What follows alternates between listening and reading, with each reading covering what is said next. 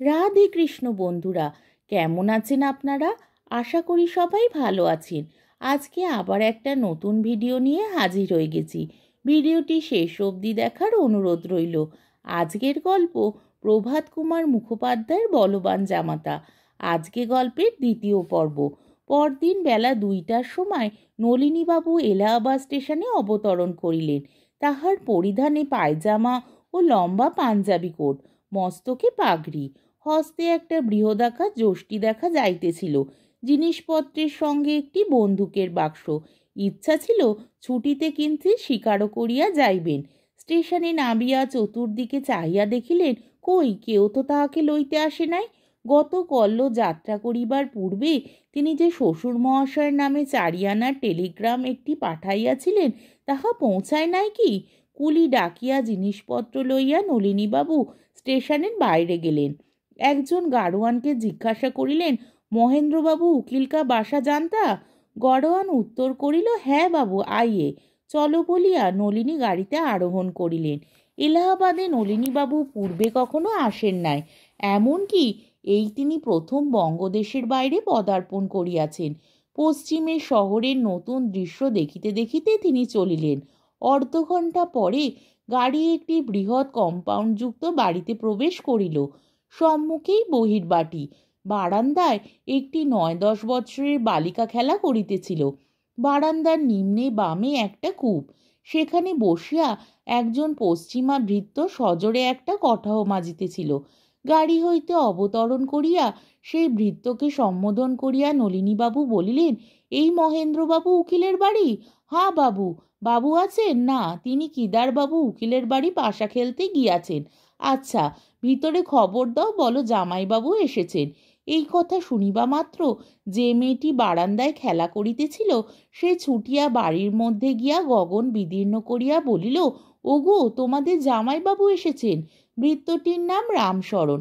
সে এই কথা শুনিয়া দন্ত বিকশিত করিয়া বলিল, আরে জামাইবাবু, বলিয়া সে চটপট হাত ধুইয়া ফেলিয়া নলিনীকে একটি দীর্ঘ সেলাম করিল। তাহার পর রামশরণ জিনিসপত্র গাড়ি হইতে নামাইয়া ফেলিল। এদিকে বাড়ির ভিতর হইতে নানা আকারের বালক বালিকাগণ আসিয়া উকি মারিয়া জামাই দেখিতে লাগিল। রামশরণ নলিনীবাবুকে বৈঠকখানার ঘরে লইয়া গিয়া বসাইল। বলিল, বাবু, চান করা হবে কি? নলিনীবাবু বলিলেন, হ্যাঁ, স্নান করব, তুমি গোসলখানায় জল দাও।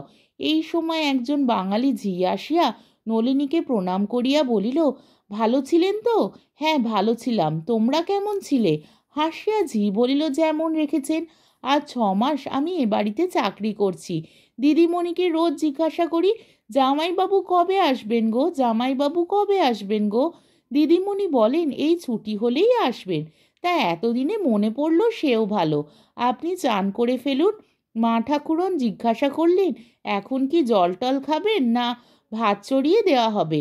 নলিনী মোগলসরাই স্টেশনে কেন্দ্রার কল্যাণে প্রাতরার সমাধা করিয়াই আসিয়াছিলেন। বলিলেন, এখন ভাত চড়াতে হবে না, জল টল খাবো এখন।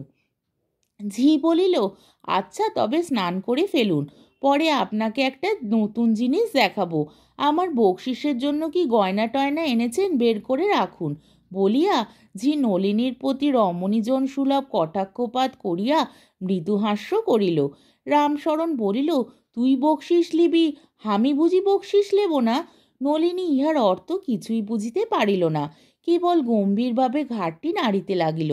সানান্তে ফিরিয়া আসিয়া নলিনী দেখিল, কতগুলি বালক বালিকা তাহার বন্দুকের বাক্স খুলিয়া বন্দুকটি বাহির করিয়াছে।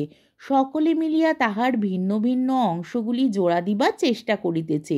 তাহার হাত হইতে বন্দুকটি লইয়া নলিনী সাবধানে স্থানান্তরে রাখিয়া দিল। এমন সময় পূর্বকথিত ঝি আসিয়া প্রবেশ করিল। তাহার কোলে একটি অল্পবয়স্ক শিশু। তাহার মুখখানি সদ্য পরিষ্কৃত, চক্ষুযুগল এইমাত্র কজ্জলিত, মাথার চুলগুলি সাবধানে আঁচড়াইয়া দেওয়া।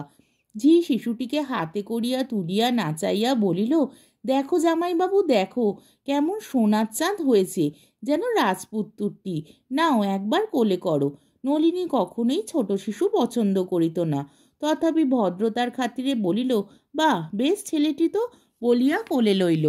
ঝি বলিল, বেশ ছেলেটি বলিলেই হয় না, এখন কি দিয়ে মুখ দেখবে দেখো। নলিনী পকেট হইতে 2টা টাকা বাহির করিয়া শিশুর বদ্ধ মুষ্টির মধ্যে প্রবেশ করাইয়া দিল। কলিকাতার ঝি তদ্দর্শনে গালে হাত দিয়া বলিল, উমা উমা, ও কি, লোকে বলবে কি গো, রূপো দিয়ে সোনার চাঁদের মুখ দেখা।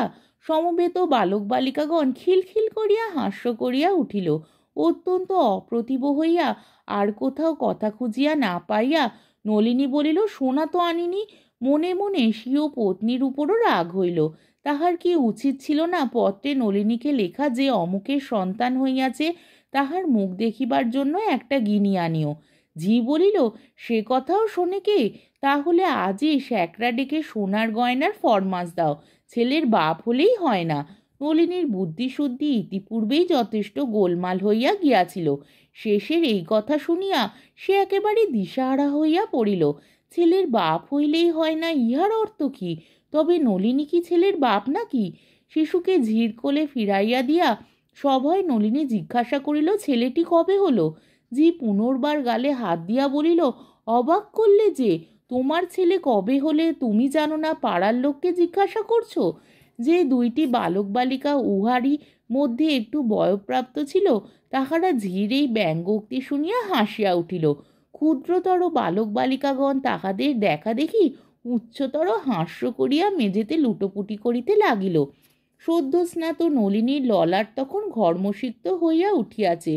সে মনের বিস্ময় মনে চাপিয়া রাখিবার প্রাণপণ চেষ্টা করিতেছে। এই গূঢ় রহস্য ভেদ করিবার ক্ষমতা তাহার নাই। এই সময় একটি বালিকা আসিয়া নলিনীর হাতে একটা গেলাস দিয়া বলিল, জামাইবাবু একটু শরবত খাও। নলিনী গ্লাসে মুখ দিয়া দেখিল জলটা লবণাক্ত। গেলাস নামাইয়া রাখিল। তখন হঠাৎ তাহার মনে হইল তাহার প্রতি এই পিতৃত্ব আরোপটাও জামাই ঠাট্টারই একটা অংশ হইবে। এই মীমাংসায় উপনীত হইয়া নলিনীর মন একটু শান্ত হইল। তাহার কুঞ্চিত ভ্রুযুগল আবার সমতাপ্রাপ্ত হইল। সেই বৈঠকখানার একটা কোণে একটা কপাট খুলিবার শব্দ হইল। কপাটের সম্মুখস্থিত পর্দা অপসৃত করিয়া রামশরণ ভৃত্য বলিল, বাবু আসুন, জলখাবার দেওয়া হয়েছে। নলিনী চাহিয়া দেখিল অন্দরমহলের একটি কক্ষ দৃশ্যমান। উঠিয়া সেই কক্ষে প্রবেশ করিল। কক্ষের মধ্যস্থলে সুন্দর কার্পেটের আসন পাতা রহিয়াছে। তাহার সম্মুখে রূপার রেকাবি বাটি, গেলাসে ভরা নানাবিধ খাদ্য ও পানীয়। নলিনী ধীরে ধীরে আসনখানির উপর উপবেশন করিয়া জলযোগে মন দিল। এমন সময় কক্ষান্তর হইতে মলের ঝুমঝুম শব্দ উত্থিত হইল। একটি ক্ষুদ্র বালিকা দ্বারপথে মুখ দিয়া বলিল, মেজ দিয়ে আসছেন। নলিনী বুঝিল কুঞ্জবালা আসিতেছেন। নিজ দক্ষিণ হস্তের আস্তিন সে ভালো করে গুটাইয়া লইল। কুঞ্জবালা আসিয়া দেখুন তাহার হাতের কবজি এখন আর সুগোল নহে, মাংসল নহে, পরন্তু তাহার সুপুষ্ট অস্থি ও শিরায় সমাকীর্ণ। মলের শব্দ নিকট হইতে নিকটতর হইতে লাগিল। কি ভাই, এতদিনে মনে পড়ল? বলিতে বলিতে যুবতী আসিয়া কক্ষ মধ্যস্থলে দণ্ডায়মান হইলেন, কিন্তু তাহা এক মুহূর্তের জন্য মাত্র। চারিচক্ষে মিলিত হইতেই সেই মহিলা এক হাত ঘুমটা টানিয়া দ্রুতপদে কক্ষ হইতে নিষ্ক্রান্ত হইয়া গেলেন। নলিনী দেখিল তিনি কুঞ্জবালা নহেন। পার্শ্বের কক্ষ হইতে 2-3টি রমণী উত্তেজিত কণ্ঠস্বর নলিনীর কর্ণে আসিল, কিলো, পালিয়ে এলি যে?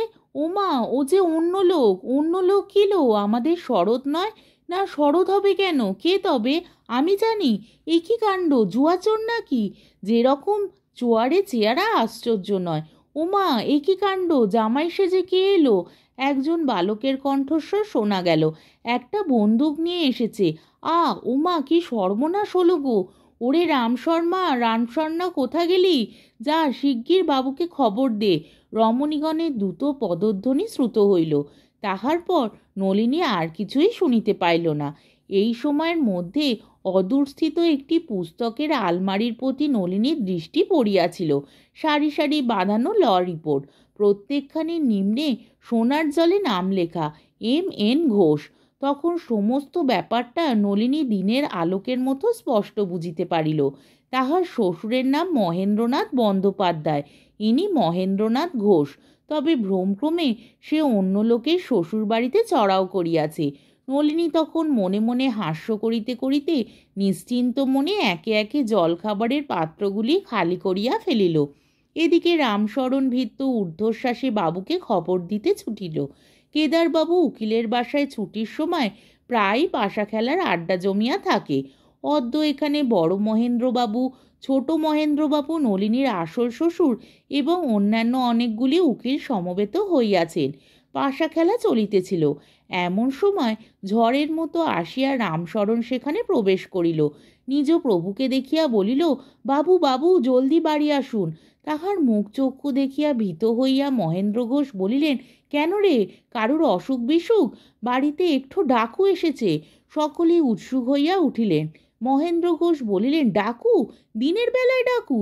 রামশরণ বলিল, ডাকু হবে কি জুয়াচোর হবে কি পাগল আদমি হবে, কিছু ঠিকানা নাই। সে বলে কি আমি বাবুর দামাদ আছি।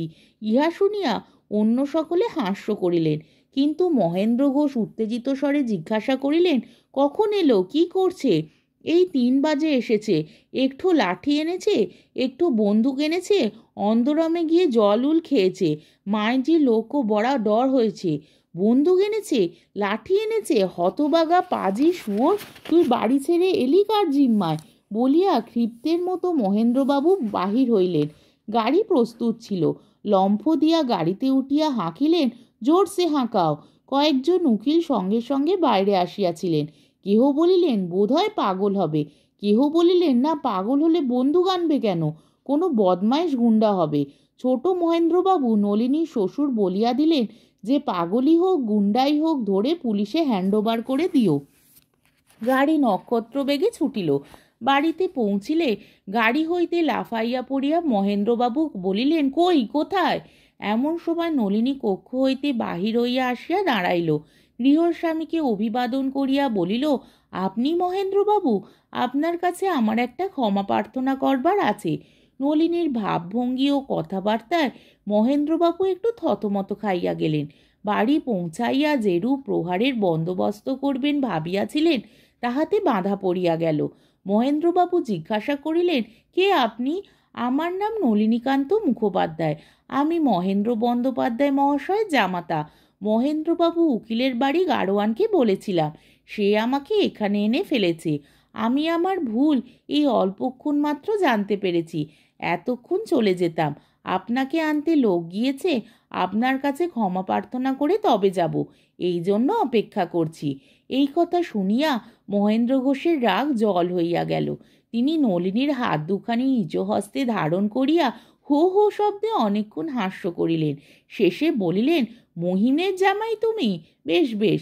দেখো, এখানে 2 জন মহেন্দ্রবাবু উকিল থাকাতে মক্কেল নিয়ে মাঝে মাঝে গোলমাল হয় বটে।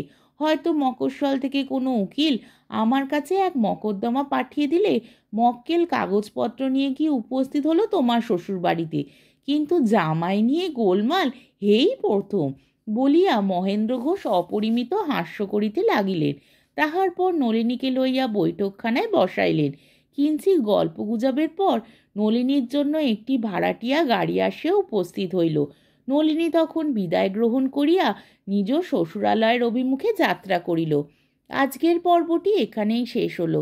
আমার ভিডিওটি যদি আপনাদের ভালো লেগে থাকে তাহলে আমাকে কমেন্টের মাধ্যমে আপনাদের মূল্যবান মতামত অবশ্যই জানাবেন এবং আমার ভিডিওটিকে লাইক ও শেয়ার করার ও আমার চ্যানেলটিকে সাবস্ক্রাইব করারও অনুরোধ রইল। তাহলে আজকের ভিডিওটা এই অবধি। পরের দিন আবার এই গল্পেরই 3য় পর্ব বা শেষ পর্ব নিয়ে হাজির হয়ে যাব। ততক্ষণ পর্যন্ত আপনারা সবাই ভালো থাকবেন, সুস্থ থাকবেন, সাবধানে থাকবেন এবং আমার ভিডিওটি দেখতে থাকবেন। তাহলে আজকে আসি। রাধে কৃষ্ণ।